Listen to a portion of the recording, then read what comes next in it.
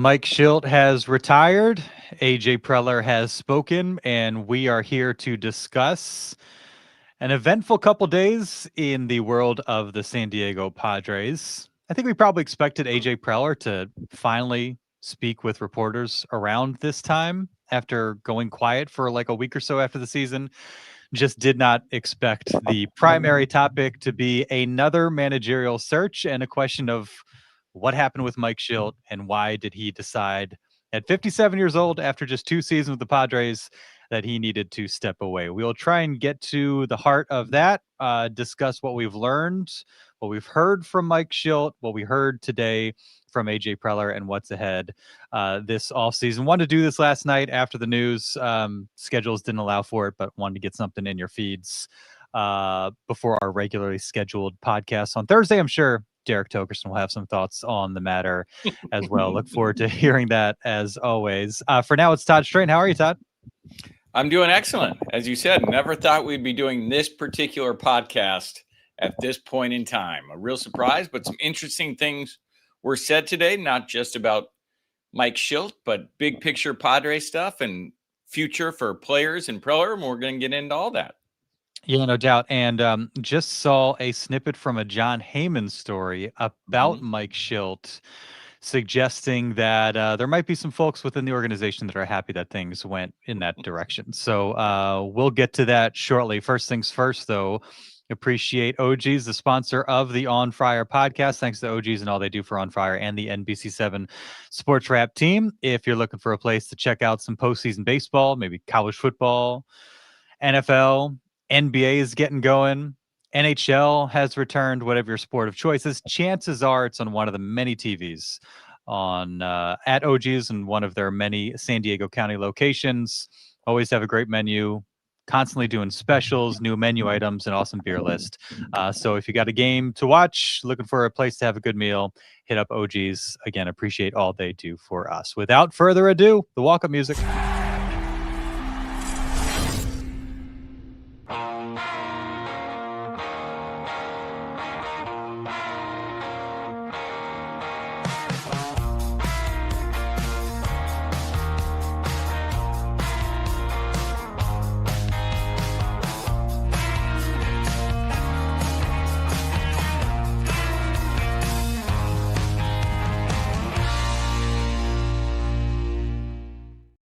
It is the On Friar podcast. Pleased to be with you on a Tuesday night. Not quite an emergency pod. I guess that would have been the case if we had gotten this going Monday morning. A bonus pod, we'll call it that.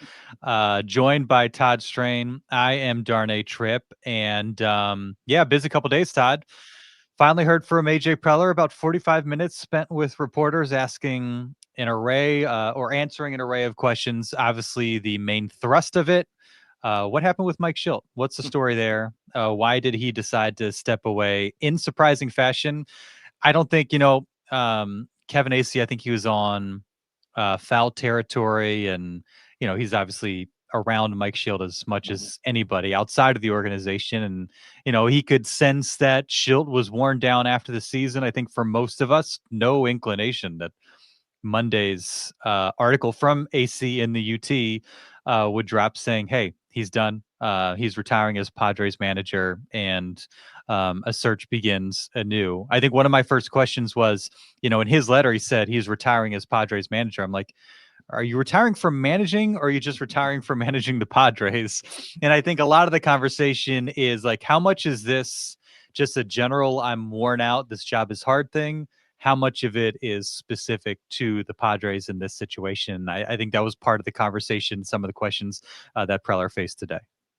I think first and foremost, Mike Shildt is worn out. His health is taking a beating, and that's what it is first and foremost. That is, I think, the most important of all the topics. That Shildt is not doing well. His health, this job wore him down. We're going to get into why maybe this Padres job wore on him more than others.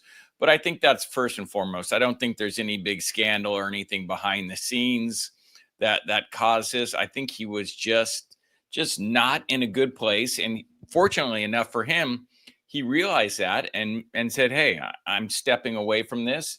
And this job can be a real cooker I mean, and the Padres organization plays some real tight games, and there's a lot at stake and a lot of pressure in this organization right now. And that locker room has a lot of pressure in it. And I think Shildt, first and foremost, was not feeling well, realized something was wrong with his body, and stepped away, because managers don't just step away from teams that win 90 games 2 years in a row. Don't step away from teams that are positioned to go probably back to the playoffs again, and don't walk away from 2 years left on their contract. If there was something else at play above his health, I think those factors would have come into play. You just don't walk away from 2 years on your deal and managing this team if you're a baseball lifer, if there are not underlying health concerns, which there were. And it's actually, Darnay, it's a little refreshing to have somebody say, hey, there are things more important out there than wins and losses and this particular team. And if I come back for another year, I might not live the full life that I'm expected to live. And, he, I think, opened up to Dennis Lin as much as anybody, just in the specifics of what he was dealing with, poor sleep, losing hair, chest pain, death threats. I'm sure we'll get into that as well, all kind of factoring into his decision, and just feeling like he didn't have it in him to, do what he needs to do to try and chase a World Series. And, maybe if you were manager of the Rockies and there are no expectations, it might have been easier for Mike Shildt to say, let's go for it. But he knows kind of, and I think, I don't know if you just said it or Preller said it, it is kind of a pressure cooker atmosphere now around the Padres, which is kind of funny to say, like, was not the case before 2019, 2020. That is the case now after an NLCS, after some disappointing seasons, after back-to-back playoff appearances. There are real expectations here within that building, and certainly within the fan base. I think we discuss it, just kind of the larger media atmosphere, people that cover the Padres, we discuss it in that light, not as just this, hey, it's what we do during the summer. We go to baseball games and enjoy ourselves. It's all fun and games. Like, no, we talk about it as though there are real expectations and real stakes, and this team should be achieving things. And so that probably made it a little bit harder for Shildt. In another situation, maybe you can phone it in a little bit. And I think that's something that Preller spoke to today. Like, Shilt's not the type to just kind of take it easy. And I think Bob Melvin kind of had that rap. And I know a year ago when they announced Shilt's extension, I asked Preller, like, hey, why do you feel confident this could be a long-term thing? And he said, like, Shilt's the type of guy that, like, wants to do the work, wants to get after it. He's not like, hey, I'll see you in January. He's really involved in kind of the off-season planning, for players and just kind of every step of the process. And so with a guy like that, it's a little bit harder for him to kind of ease up the gas. They think, oh, it's off-season. Now's the time to kind of, to get refreshed and hit reset. Doesn't sound like, we know AJ Preller's not that type of guy. And Mike Shildt, 5 or 6 days, go back home to North Carolina. But it sounds like even after that, he felt like, I don't have it in me to do this job the way I feel like it should be done. And that led him to his surprising decision. I think a lot of the characteristics, Darnay, that made Mike Shildt a good fit for this team at this particular time, and a good manager, both in his previous stint and here, are also some of the things that caused his undoing. I mean, as you mentioned, he's fully invested in the offseason.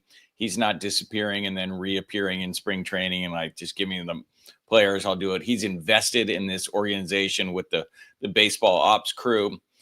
He grinds every game, as Shildt likes to say, players grind, but he also grinds. And you can see every decision wears on him, not just the decisions, late in the game, but decisions about lineups, things like this. The losses stayed with him. And I think he felt all that, and it affected his health. And like the media market in San Diego is nothing like Philly or New York or something like that. But as you mentioned, there are now real expectations, and not just from media and the organization, but this fan base. They're tired of just going to the playoffs and being really good. They want to take that next step. And they're now expectations for the organization. I think Shildt felt those, whether that's, that comes with every job. And if you want a good job, that's going to be there. But there's no denying that he felt that pressure from the fan base, and he felt the pressure from the team. and the guys in the locker room that this group has got to achieve. And as he mentioned, it really took his toll on him. So a lot of the same characteristics that made him the right man for this job also, I think, contributed to how he was feeling. And we've talked about Shildt and the at times contentious nature of his interactions with the media, and that went back to last year as well. I felt like the first half of this year that wasn't necessarily the case, and then it did pick up as the season went on. Maybe that was a sign that this might be coming. That was a sign of a guy who was just kind of exhausted with the process and all of it. And because and it's like it's hard to tell, like kind of a chicken versus the egg type of thing. Like, does he need to learn how to, I don't know what he was like in St. Louis, but does he need to learn how to navigate those interactions in a more healthy manner where it's not getting to him to the same degree and he's not firing back and he's not as bristled by kind of the questions that he's facing? Because there are a lot of times where the line of questioning wasn't particularly aggressive or harsh, but then he would sort of take that defensive tone and like, where is this coming from? It doesn't have to be this way. And so, maybe that was a symptom of a guy who was just kind of at the end of his rope. And it could just be that, like, he's in it. Wouldn't surprise me at all if Mike Shildt is in it for the baseball side of things and just does not care for, having a microphone in front of him and having to do that. That is part of the job. And it's something, you just kind of sort of have to navigate. But I thought a lot about that after the news came, because that was the one area where we on the outside, especially those of us who aren't beat writers, beat reporters, not there every day, could kind of see maybe sort of the cracks in the armor, so to speak. 100%. I had the same thought line as you. And I mean, if you have a portion of your day that shouldn't be stressful or shouldn't be extremely stressful, and you make it stressful and you're already having issues, that doesn't help. So you're exactly right. A lot of the questions were rather innocuous, but Shildt made them so they were a little bit testy, and you could see his blood pressure rise. And that adds to the health when you're doing it every day in multiple media sessions. You're adding to unnecessary stress. So, but you know what? I mean, that's the job of a Major League Baseball manager now with social media and the expanded playoffs. More teams are in the mix for longer than ever as the season goes on. There's more media, more questions, pre and post game, more media sessions. Social media can be very positive and negative, and it's very accessible, and that's a voice you hear. So there's a lot of other factors at play that maybe weren't at play 15 years ago for managers and players, and how you navigate those is challenging, more challenging than ever, and maybe a shorter shelf life for some guys if you're wired like Mike Shildt is, which is not a bad thing or a good thing. It's just if you're wired to let those things get in you and get into your skin, and everything is not, I don't want to say personal the right way, but he feels personally, responsible for what happens and the lineups he makes, and he wants to defend them. That will definitely wear on you, Darnay. No question about it. I wanted to get to the John Heyman piece. Excuse me while I'm multitasking here and multitasking poorly. I wanted to get to this John Heyman piece that dropped just in the last hour or so, and gets at some of the perceived friction. Because I think, whenever this rolls around, and we're having these types of conversations, it comes up just the idea, okay, is this another manager that's, bumping heads with AJ Preller or what have you? And again, kind of back to my original question, how much of this is specific to the Padres? How much of this is just about the job in general? Let me find this here. By the way, our buddy Fernando, strain is the GOAT. Trip is okay. I agree with that. Padres need to wake up. Slander by Fernando. Miles Stelter saying new Heyman article is not a great look for Shildt. And it is I mean, It is behind a paywall. So New York Post, I don't have access to the whole thing. I'll read you a snippet. You got something, Todd? No, I was just gonna say, while you look for that, Shildt can say there was no friction and I stepped away from my health first and foremost. And what AJ Preller said today was like, this was Shilt's decision because of his health. You know, we were, he didn't say happy, but he didn't say we were not pleased with, he downplayed any friction or anything like that, but it's clear and it's normal and believable for there to be some real friction. Whether it's enough friction to cause Mike Shildt to say, I don't want to go back there another year, or for Preller to say, we're going to part ways. But of course, you could definitely see how there would be some friction between what they were doing on the field and the vision of the baseball ops staff. That's completely believable. From John Heyman, New York Post. Like I said, it's behind a paywall, so I don't have access to the whole piece. But this portion has floated around. It's on Twitter. Razball on Blue Sky is the first I saw posted. It says again from John Heyman, Mike Shildt's surprise departure from the Padres was announced as a retirement, and team personnel are insisting it was Shildt's call to exit after feeling worn down.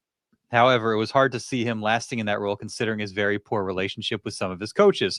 Sources suggest one of the coaches was recently so upset after feeling insulted by Shildt that a fight nearly broke out. Shildt gained a rep as blunt and temperamental in St. Louis, where he was fired after an excellent season. In St. Louis, the feeling was he didn't treat the support staff appropriately, so the situation is somewhat similar. So there you have it. That, you know, and like you said, Preller was asked about I think it was by Marty Caswell, it might have been somebody else, about friction with the coaching staff or others within the building contributing to this. Preller said, hey, there's, you know, that happens from time to time, you know, but, you know, made it sound like it was nothing excessive or out of the ordinary. It's just, you know, what happens in baseball clubhouses. And again, this type of stuff seems to arise whenever the Padres are looking for a new manager, whether it be between Preller and the manager or star players. I think there's a lot of chatter about, you know, the Mannies and Tatises. Could that have something to do with this? This is the first, at least that I've seen, kind of piece of, you know, tangible reporting about there being, you know, friction between, you know, Shildt and someone specific beyond just kind of the, hey, maybe AJ Preller, you know, wears on him because he's a demanding president of baseball operations. Well, it seems to be, if John Heyman's article comes out to be true and more stuff comes out, it seems to be a recurring theme within the Padres and the dynamic between the manager and the front office, that all kumbaya in the beginning, but at some point within 2 years, because now we're on to Preller, we'll be looking for a sixth manager in the last 12 years. So on average, every 2 years, something shifts in that relationship and there becomes tension or disagreement or some sort of philosophical difference that both sides, whether it's baseball ops and manager, are wanting to part ways. Sometimes it's been a straight out firing or a managerial change. Other times it's been managers leaving on their own accord, maybe for health reasons or to retire, or Bob Melvin just kind of going home to San Francisco. So this seems to be a common theme in the organization, where at the 2 year mark, there become some real differences. So yes, health, I still believe Shildt was dealing with stuff, but maybe something in the organization really pushed that health to where it was. So I know we'll get to this later, but AJ was asked about that, whether he needs to assess organizationally if something is causing these things. And we can talk about that later, but that's certainly interesting, as you said, what Heyman's reporting, and really he's really the first one to get that kind of on record, so to speak. John Heyman's clickbait. I do not believe anything he says. That's fair too. I mean, all those national baseball writers, they have a history of some rights and some big misses. That is for sure. And stirring the pot, and they all have their sources and their go-to guys to kind of spin the article however you want. So Yeah, and I think, there's, like I said, always a speculation that, like, was he pushed out by AJ Preller? Does it have yeah, something to do with that? Do they suggest that he should retire or step aside? And again, like, maybe I'm naive, but I don't necessarily see that in this situation. And the fact that, AJ said that he's planning on having dinner with, or lunch with yeah, Mike Shildt after his presser today. I don't yeah. remember him saying that about Bob Melvin, when No, things went down yeah. last year. Hey, Darnay, and sorry to interrupt. One other thing. The other thing that's weird about him being like, if you wanted the narrative about him being forced out, is we all know there's going to be a lockout in 2027, and Hmm, AJ Preller only has one more year on his contract. So you're trying to hire a manager. This is not the ideal time to be trying to hire a manager when you yeah. already had a pretty good manager there who just led you to back-to-back 90-win seasons. You're now trying to hire a manager when your president of baseball ops has 1 year left on his contract with labor uncertainty in 2027. So like that's just another sign to what you kind of said. That would be a weird time to force out a manager, because that might be a difficult hire for reasons that we just alluded to. Sorry to interrupt, but I just No, you're wanted to fine. get that out. And Yeah. I could see it sort of both ways. Like, as far as the Heyman piece goes, you know, Shildt did seem stubborn this year, with the lineup. Like, I think that was kind of the clearest example of, like, why aren't we changing something? This is not working. And I thought at points this year, like, if they ditched him in St. Louis because of philosophical differences, I could kind of see that being the case, given Yeah. the way he navigated this season and stuck to his guns to such kind of a frustrating extent. And so I could see that. I could see how that might ruffle some guys on the coaching staff or in the clubhouse. But, the other side of the coin is, as somebody who is combative, we've seen his temper flare. We've seen him get fiery. We've seen the way he interacts with reporters. That also doesn't seem like a guy that's like, "Oh, you don't want me around anymore. I'm just going to retire." No You way. know, that No that way. doesn't seem like him at all. Now, No you way. could say, "Okay, I feel like crud right now." Yeah. And I just don't like, we've all been at the end of our rope, and we're just like, somebody's pushing you and you're like, I don't have it in me. Do Yeah. whatever you want to do. And Yeah. so, like, I don't know where I fall in this, because on one hand, you could see Schilt potentially wearing on his guys. You could also see Shildt, like, wanting to fight for his job. He spoke when he got the job just as how much it meant to him to get a second chance, knowing that there might not be a third chance. And he seemed to really relish being a major league manager. And so he did not seem, the grit squad guy did not seem like the type that would just kind of wave the white flag and be like, okay, Yeah. if you guys want me out, if you want to change directions, if you don't like how I do the job, I'm just going to say I'm retiring and I don't feel well. Um, so I don't know. It's a complicated situation.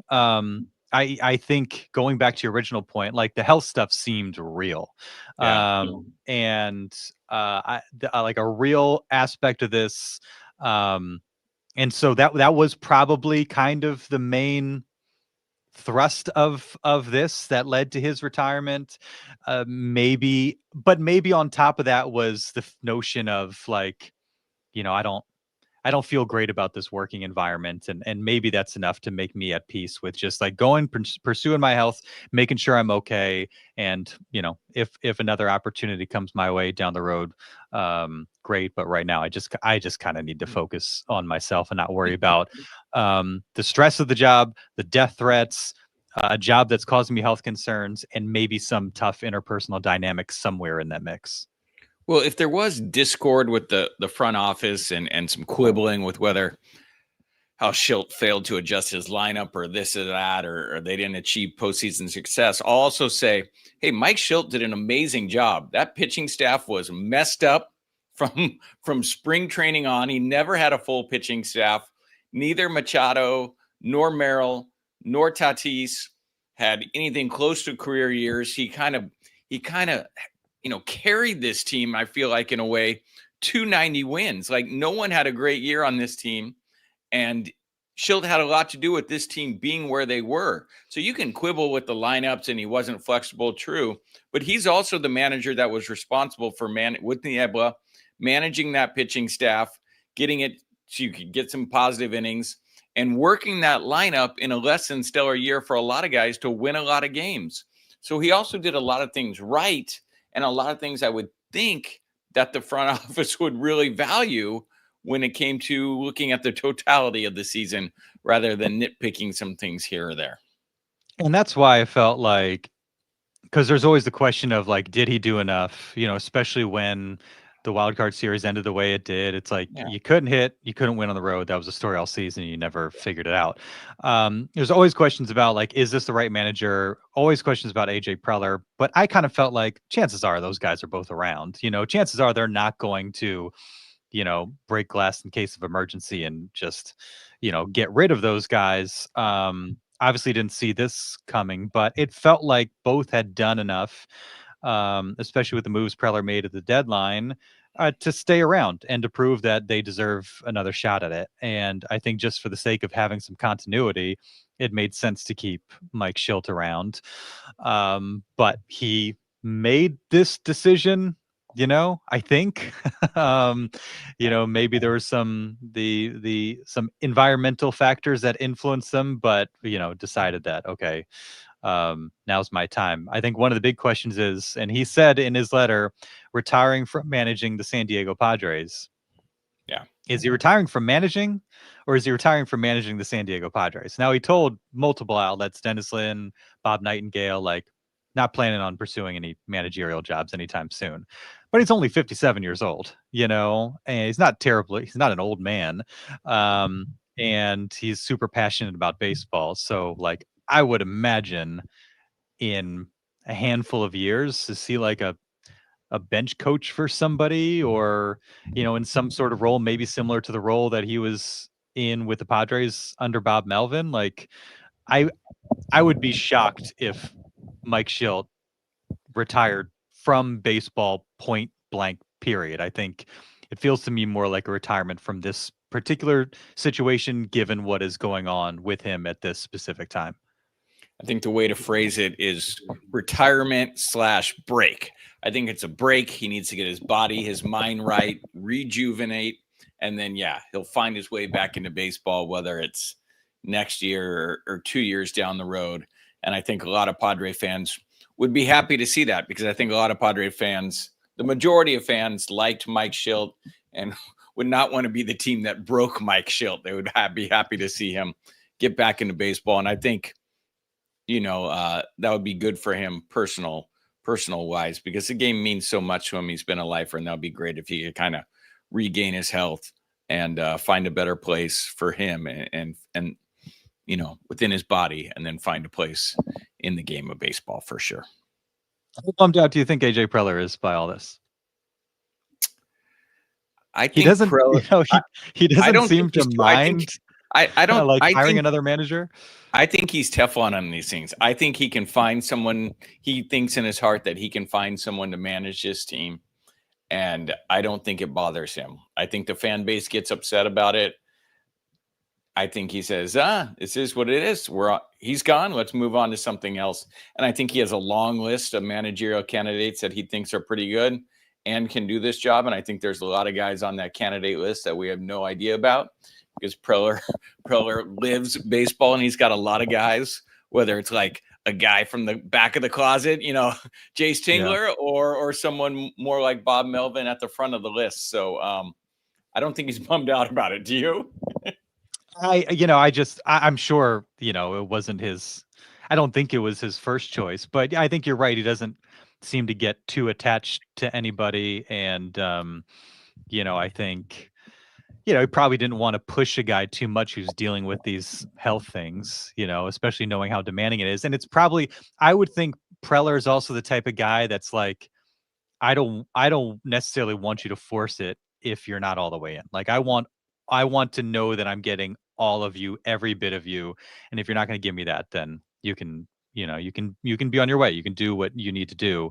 I don't think he's the type that's like, please come back. Can you do this? Like, No. it's just not in his nature. And so I think he's probably like at the first sign of weakness, then okay, not to say that Mike Shildt is weak, but he's going through something hard that's going to make it difficult for him to do his job. At the first sign of any of that, he's probably like, okay, I need somebody who I can be AJ Preller with and not worry that I'm going to push this guy over the edge and he's going to have like even more serious health issues or mental emotional issues because of the way I need him to do this job in order to bring this franchise a World Series. 100%. If AJ Preller doesn't think you, or if Preller thinks you have any hesitancy in your belief and ability to do the job, then he probably doesn't want to be united with you for a long baseball season. I also think AJ Preller is the type of person who is so confident in his abilities to assemble talent and get players that's okay. He can go out and find a manager that he can get the players for that can be the good enough roster to win Major League Baseball games. I really think, and I think that's a good quality to have in a GM that says no matter who this manager is, I can get this manager the right guys to be a competitive, successful MLB roster. So and the fact of the matter is, from Jace Tingler on, Tingler, Melvin, Shildt, their best season was their first season. Yeah. Well, so it's not like a new guy comes in, there's all these growing pains and you have to figure it out. Shildt, Tingler, shortened season, so that's kind of a different thing. Melvin, NLCS, Shildt, best team in baseball last few months, and 1 win away from taking down the World Series champs. And so he probably feels like, I don't know, I've had pretty good success with first-year managers. So, well, and it's something we briefly alluded to earlier that the question was asked today if Preller needs to look or assess something within the organization that is continually causing these risks to develop. It was also something that Eric Hosmer on social media alluded to today, that maybe it's instead of looking at what Melvin and Shildt did or didn't do or how they are feeling or not feeling 1 to 2 years into this job, maybe we need to look at those that are in the organization that are causing these guys and to feel this way and these risks to happen. And, not being, we see the baseball stuff. We see Shildt make up the lineup. We see the team play. We talk to Shildt. We don't get in there. AJ Preller doesn't do a pregame media session, in his office and then a postgame media session. So we don't see that. So we don't see what's going on. So it's easier for us on the outside media or fans to judge Shildt and talk about Shildt and those decisions and that dynamic versus what's going on in the front office and the baseball ops staff that's maybe causing these things or leading to some of these things to happen, if that's the case. Eric Hosmer quote tweeting a tweet from 97.3 The Fan where Preller was asked about maintaining the momentum the organization has had now under a new manager, and Hosmer quote tweets, "Stability and ability, 5 managers and 30 plus coaches later, and you guys still keep taking the bait. What about accountability?" Yeah. Which I don't know what half of that even really means. I don't know what bait are we taking? I think we all kind of come to this from a somewhat skeptical standpoint. We're not all like everything Preller says, like, oh yeah, it's gonna be great.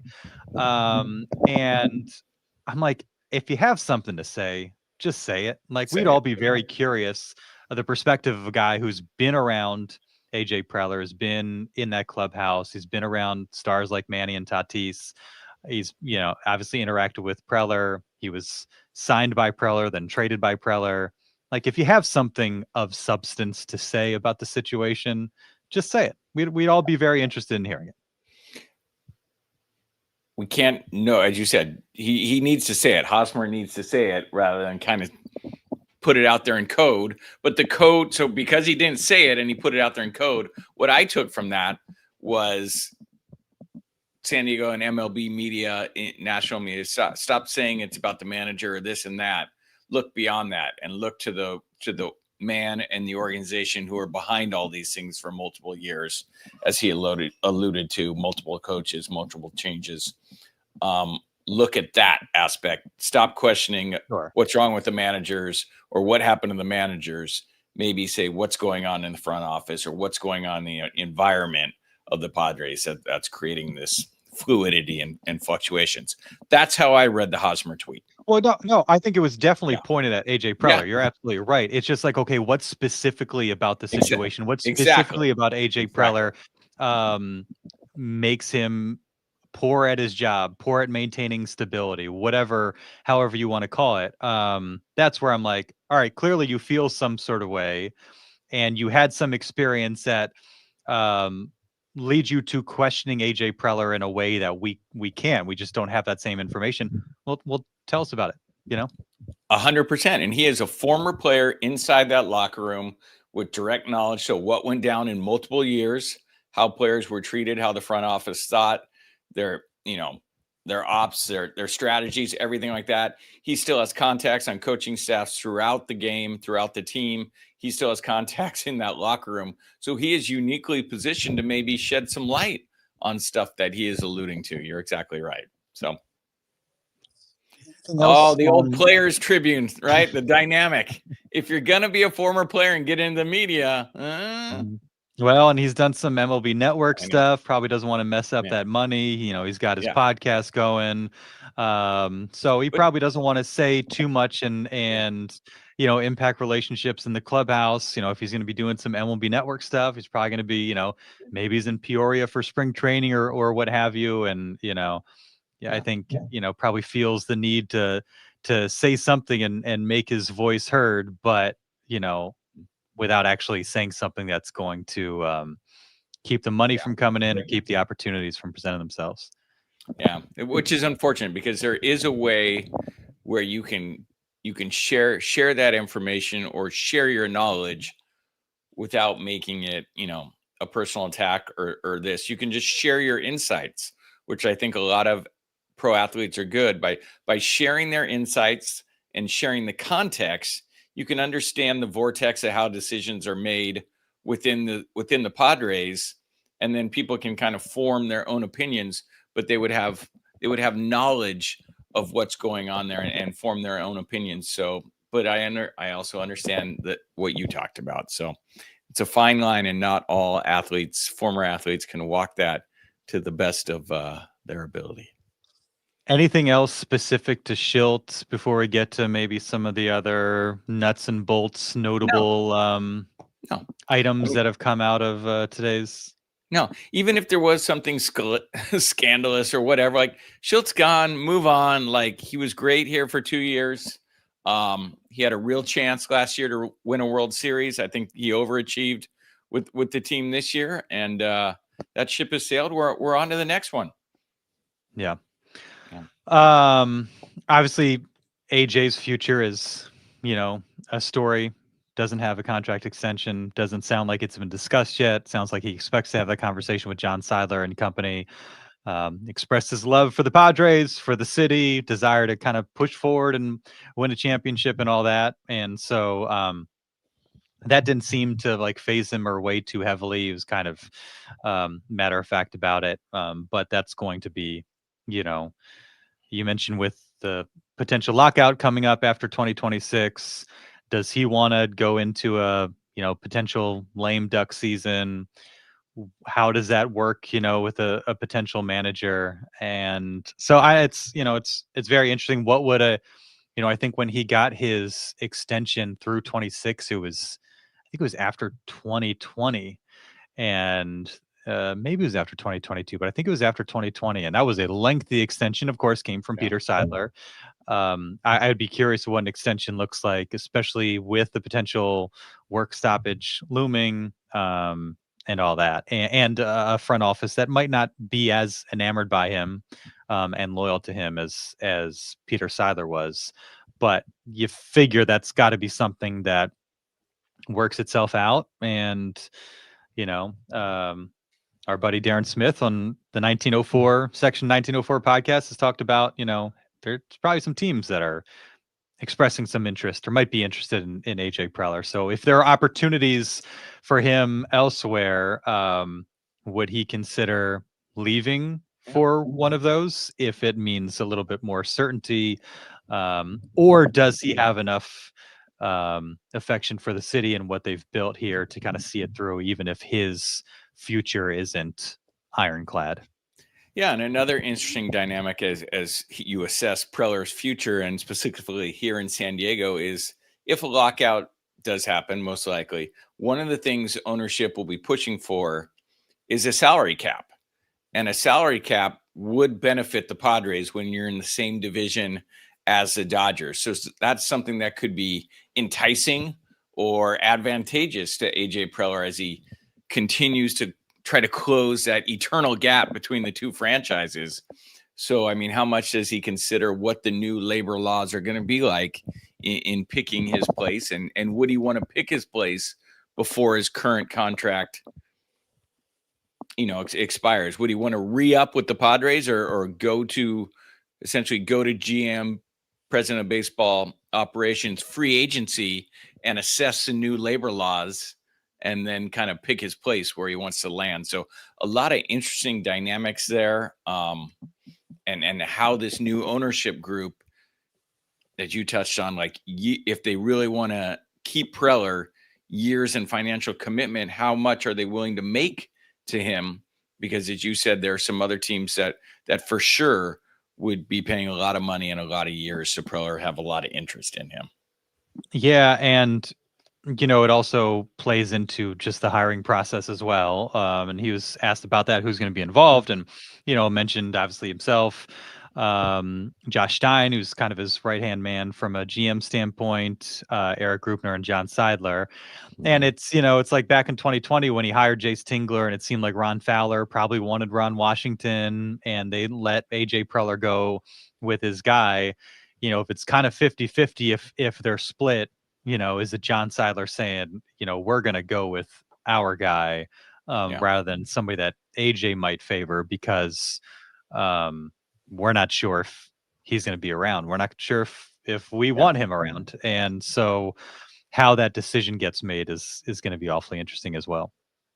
Very interesting. And that's such an interesting dynamic for a manager coming into an organization. If the managerial hire is made before AJ Preller's contract is either extended or a decision is made there, most managers in any sport or coaches in college, you don't want to go into a situation where your immediate boss, your president of baseball operations, is on a short deal, is on a 1-year deal or a shorter deal than you, because that is just job insecurity right there. And maybe the man who hired you is no longer going to be there. So that's a very interesting dynamic. And I think a lot of maybe accomplished managers who are up for other gigs would be hesitant to come into such a situation unless they had some assurances, whereas some others who maybe have some familiarity with this organization or are already in this organization or have never managed before would be more apt to take a job under those situations. Yes. As far as like the candidates go, there are a bunch of potential internal candidates: Ruben Niebla, AJ Ellis, Scott Service, among others, and Brian Esposito, bench coach for Shildt.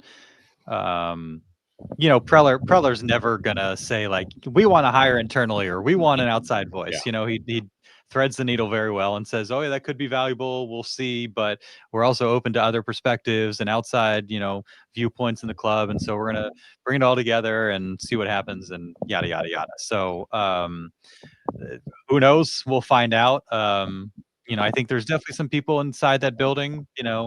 I'd be curious, Ruben Niebla, like, what's his level of interest? And if they go a different direction, can you retain him again? Because he's been as important as anybody on the coaching staff through the years. I mean, I know the pitching coach to manager isn't the most conventional move, but that's something I'm curious about. And we know the name of AJ Ellis, don't know him too well. Scott Service, who's seen him with the Mariners, was with the team, has been with the team this year. So I'm sure those guys will be in the list. I'm sure some of those guys will get interviews, but it sounds like, they want to do as thorough a job as possible. And, having some outside perspective might be valuable as well. But in the name of continuity, I think, it could be valuable, especially since, Manny Machado and Fernando Tatis Jr. got here in 2019. They'll have, at this point, they're going into their 8th year and have not had a manager for more than 2 years. And that won't be possible until their 10th year. At minimum, they'll be at year 10 before they have a single manager for a 3rd consecutive season, which doesn't seem great. And I tweeted that the other day, not meant to be a dig at Tatis and Manny. Yeah. More so like I feel bad for those guys, especially Tatis. Like Manny had Buck Showalter, like he came up, like he's fine. But for a guy like Tatis, who's still learning and growing, the fact that he hasn't had a guy that he can just kind of point to and be his guy for a long stretch, probably hasn't been the best for his development and maturation. But a lot of people took that as like, maybe that's why. Maybe they are why. And maybe there's something to that. Again, that wasn't kind of how I intended it. But that's also when you just kind of think of like what taxed Mike Shildt.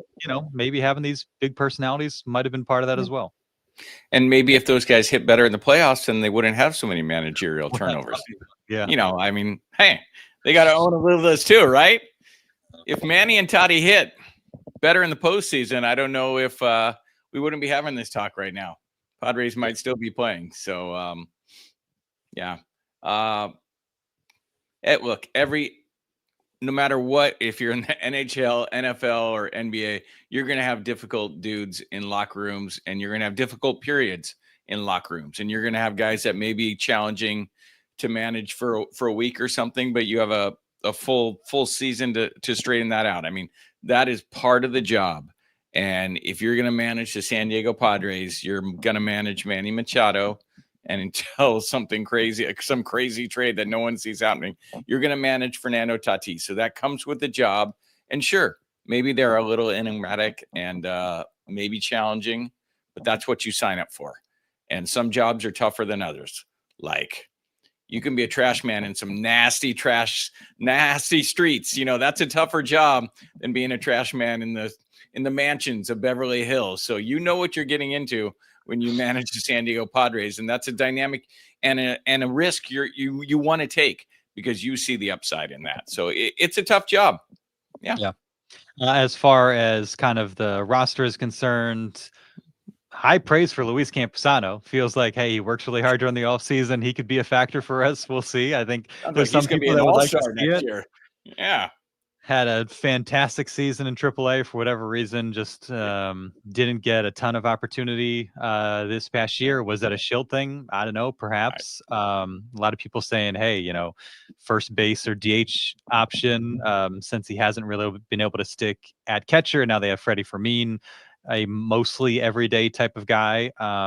But I'm still here for the Luis Campusano redemption story.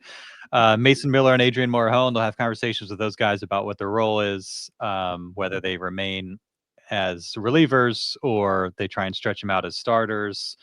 Starting pitching, obviously one of the key areas of need. I thought I went back and listened to it, and he said, Michael King as a free agent. And I don't know if we've heard that Michael King has officially turned down that option. I think we all, expected it, but he said it fairly matter of fact, Michael King, a free agent. And so, they get Musgrove back. They have Pivetta. They'll have to have conversations with Yu Darvish, see if he's going to come back. Certainly didn't shut down the possibility of him retiring. Made it sound like they're going to have some discussions after a tough injury-plagued year. Knows they need to add some power, but not so just stuck on we need a thumper. We just need to be able to score in a variety of ways, and they didn't do that this year. So any of that was of particular interest to you that blipped on your radar? Luis Campusano not interested in that line of dialogue at all. Somewhat interested in Yu Darvish. He clearly did not mention Yu Darvish when he initially mentioned the starting pitchers that could be available. He talked about you on a follow-up question by Annie Halloran. But what most interesting to me out of the whole press conference, because what Preller said about Shildt was predictable. What he said about his contract situation was predictable. How they're going to organizationally arrive at all these decisions and they're going to talk, all predictable. What I thought where you really got a little, where AJ kind of gave us some insight, was when it came up with Mason Miller and his potentially moving to the starting slot. He did not close the door at all on that. He said, we are going to have conversations about that with Miller. And he alluded to all the different ways he's capable of being a starting pitcher and this and that. And like Ruben's done this, and he gave examples of starting pitcher or relief pitchers that they have worked with that have successfully transitioned to starting pitchers. So he left that door very wide open. He was also asked about Adrian Morejon making that transition, and he did not say those same things at all. He did not say that. So I find that very interesting that I think that's a real conversation that Miller, Niebla, and the Padres baseball ops staff are going to have about, do we want to make the transition to a starting pitcher? In my personal opinion, I would love to see him stay in the pen, but it's not my decision to make. And they all know way more about baseball than me. But I just found that fascinating in 40 some odd minutes of just basically him and Han and not much insight. I thought that was very interesting that they're really going to have that conversation. And that's a possibility, whether it happens or not. Fascinating, because he is a fascinating pitcher.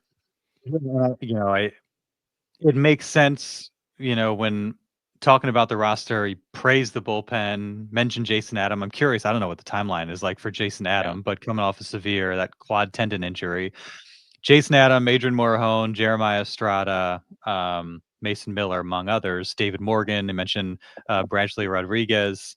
So they probably feel like, okay, the bullpen is situated in such a way that we could lose one of those top guys if it means meeting the clear needs that are there in the rotation. So it makes sense that at least one of those guys, and Mason Miller seems to be the one that gets the most discussion, that they would consider shifting him to a starter's role. And it's easy to find a guy that can chew up some innings, maybe even be a closer, pitch in high leverage spots. We've seen Preller do that again and again and again. Tougher to get a really good controllable starting pitcher. And it's to be seen whether or not Mason Miller can be as Cam chimes in, I don't think Mason Miller has ever pitched over 100 innings in his career. No, he hasn't. I'm not suggesting he has, but Preller laid out a roadmap where they've done this before with similar pitchers. Seth Lugo, Michael King. Exactly. Yes. And he kept that door open. So I think it will be discussed. I don't, and it ultimately will be Miller's decision more than the organization, I think.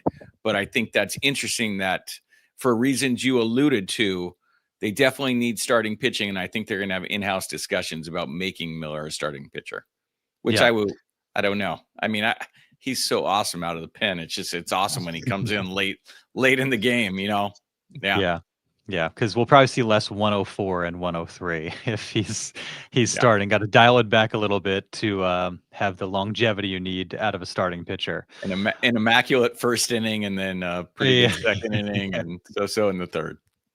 An immaculate game. There you go.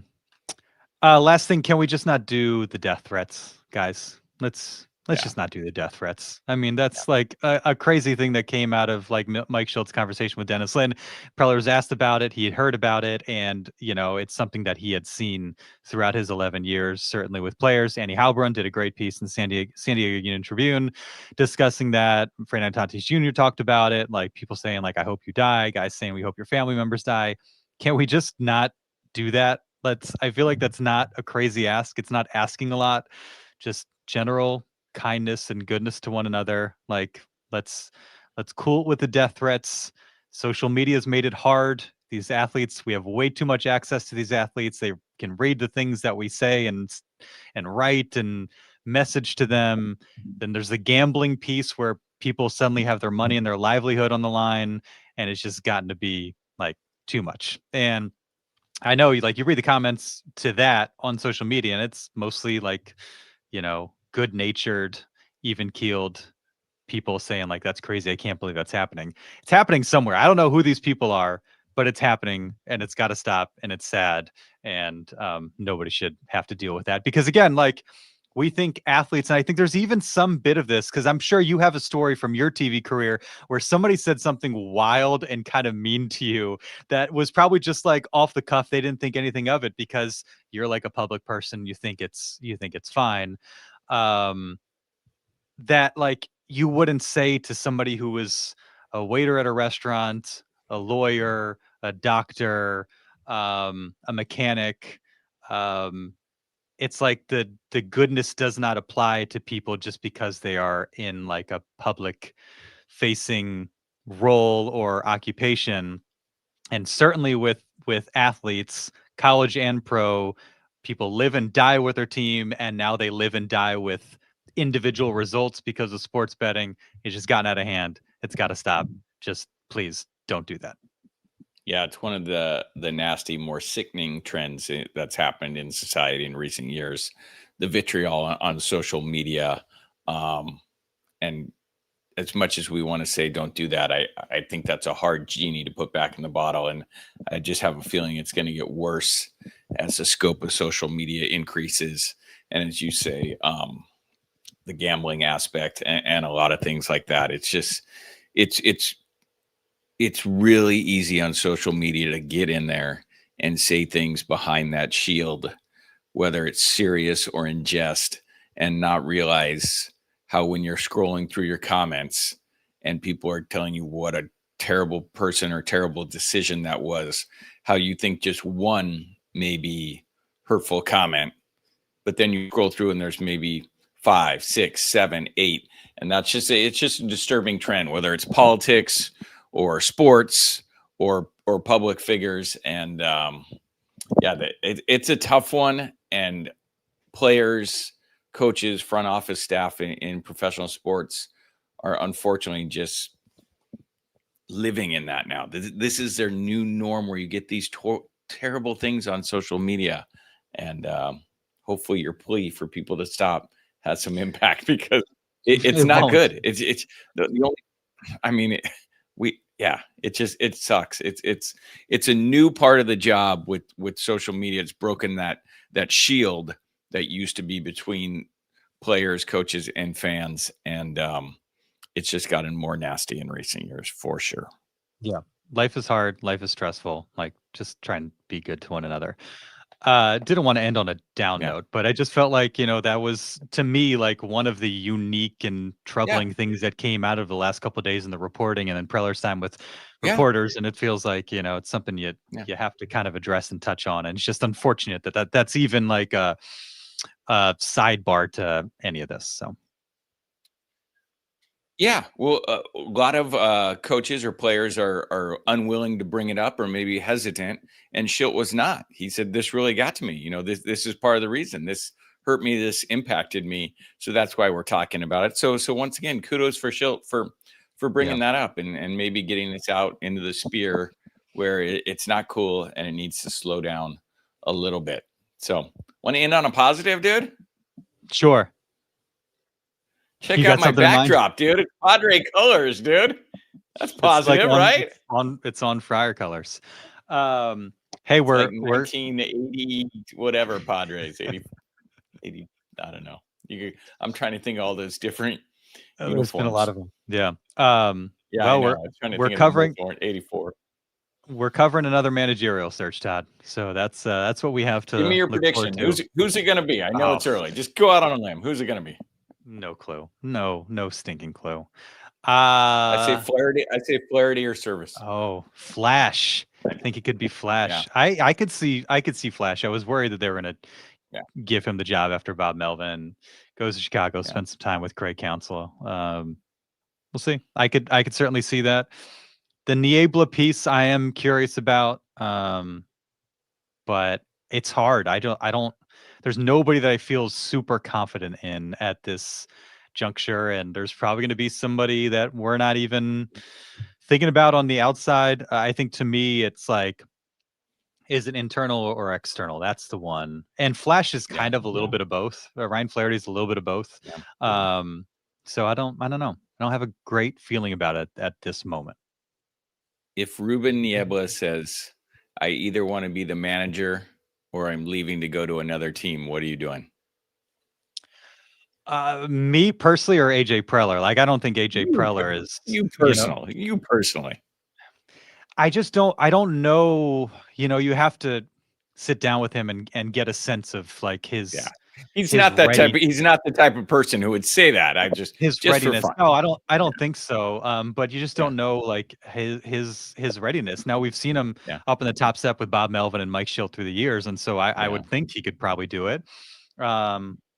I do think about that long hug he shared with Manny Machado after they clinched. There's a long embrace, and it didn't seem like a normal hug. And so that makes me, okay, what are his relationships like, with the guys in the clubhouse? Because I think that's important. Are guys going to go to bat for him? Can he be honest with him? That's something that Preller talked about. Can you be honest with players, deliver a hard message? And so that's where the relationship piece, I think, is important, is like, it needs to be somebody who can have really honest conversations with Manny Machado and Fernando Tatis Jr. And so I don't know. If Ruben is that guy and they feel like they can keep the pitching piece going and, he's ready to kind of play the game of chess in the bullpen, I would be comfortable with that, certainly. But yeah, I think you hit on it there. It needs to be somebody who can keep the ship afloat for a 162 game season, because we've seen in previous Padres seasons it can go off the rails with this group. So you really got to keep it afloat, and that's a key dynamic, because as we know, postseason baseball is kind of a crapshoot. I'm not sure how much of a difference a manager makes once you get to a postseason. Sure, there's some statistical or some strategical moments where you got to step up, but mostly it comes down to your players delivering on the mound and at the plate, and which the Padre players have not done at different parts of the postseason.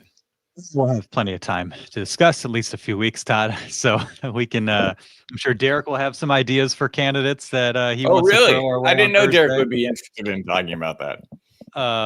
So plenty of time to discuss. Thanks for doing this. I appreciate you stepping in late night for you. After a long day, sharing your Padres thoughts, and we'll be back with you Thursday. Our regularly scheduled pod should be back with Derek as well, and we will see you then.